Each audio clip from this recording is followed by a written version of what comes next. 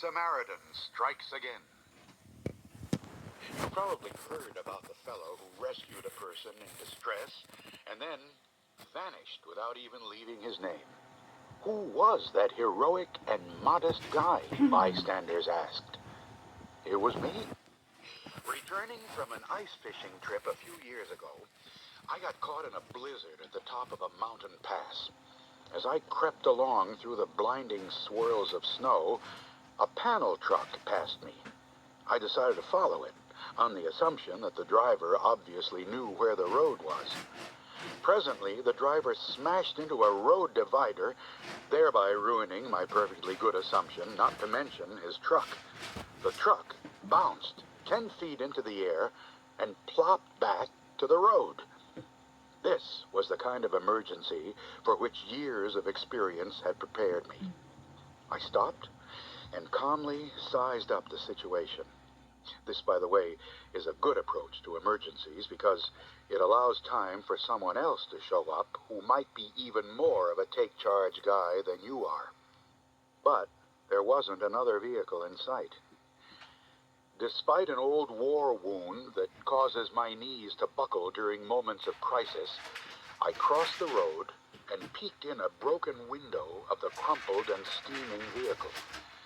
The dark interior of the car appeared unoccupied, but I spoke into it anyway. How you doing? A stupid question is often the best kind in a crisis situation.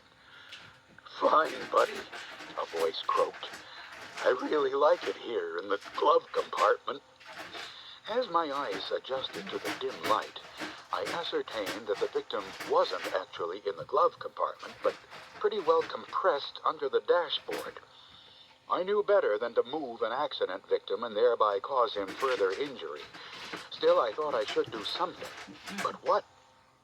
The victim and I stared silently at each other, he from under the dashboard and I through the broken window. Maybe he would be comforted by some light conversation, I thought.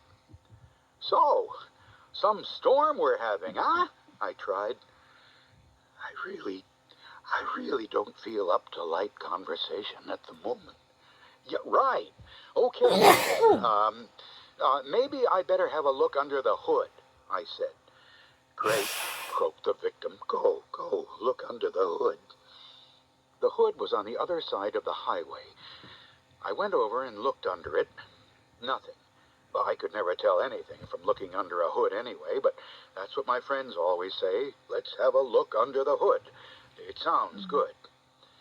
I walked back and looked in the engine compartment, then went back to the window. Looks like you're gonna need a little front-end work, I said. You're telling me, the victim croaked. My truck's gonna need some, too. Suddenly, I thought of something actually to do. Wait here, I said. I'll be right back.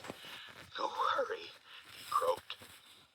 You seem to be croaking, I said, thinking he might need a drink of water. You really think so? Definitely. Maybe you're catching cold.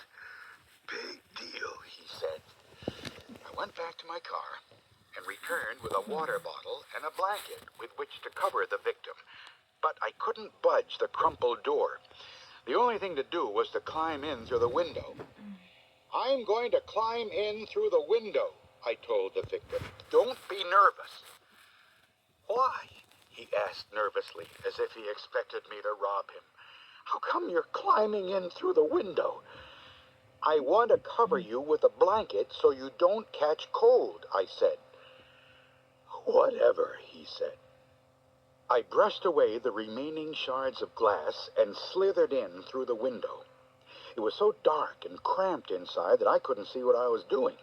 I tried to feel along the victim's body so I could tuck the blanket in around him. My hand touched something wet and mushy. I gasped and jerked away. It's okay, the victim said, obviously attempting to comfort me. It's really nothing. You call that nothing? I said. You're all wet and mushy. Well, not exactly nothing. It's just a squished banana. Oh, I said. Gave me a bit of a start.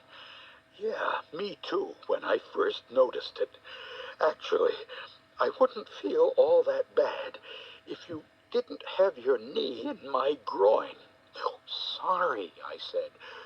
I'll just tuck this blanket around you until the ambulance comes.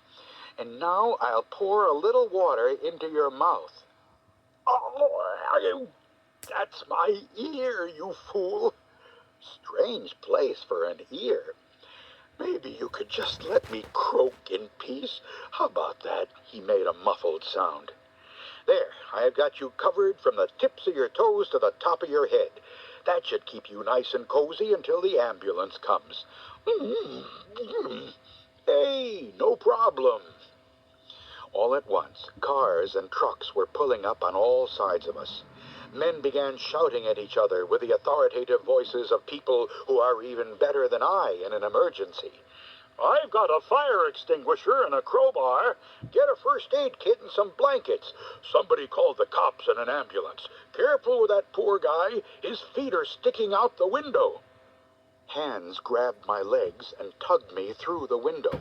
Keep him straight, no bending. Watch his arms and head, somebody said. Stop, I cried. I'm not hurt. Don't try to talk, pal. You're a little gushy in front. Banana, it's just squished banana. They laid me on a blanket. I struggled to get up, but was pushed back down. Don't move. You may have internal injuries. No, you don't understand. See, I was just driving my car and... Could be some head injuries, somebody said. His face is messed up pretty bad. My face is not messed up, I shouted. Don't worry, pal. Plastic surgeons can fix you up better than new. Just take it easy. Don't try to talk. Here comes a cop and an ambulance. Somebody shouted over the wails of the ambulance and police car. Anybody else in the wreck? No, just a rumpled blanket and some junk under the dash. Here comes the wrecker. Fortunately, the folks at the wrecking yard found the true victim under the dashboard and rushed him off to a hospital. He was released the next day, hardly the worse for wear. I heard he kept asking the identity of the good Samaritan who covered him with a blanket, but no one knew. Once again, the helpful stranger vanished without so much as leaving his name. I think it's better that way. I really do.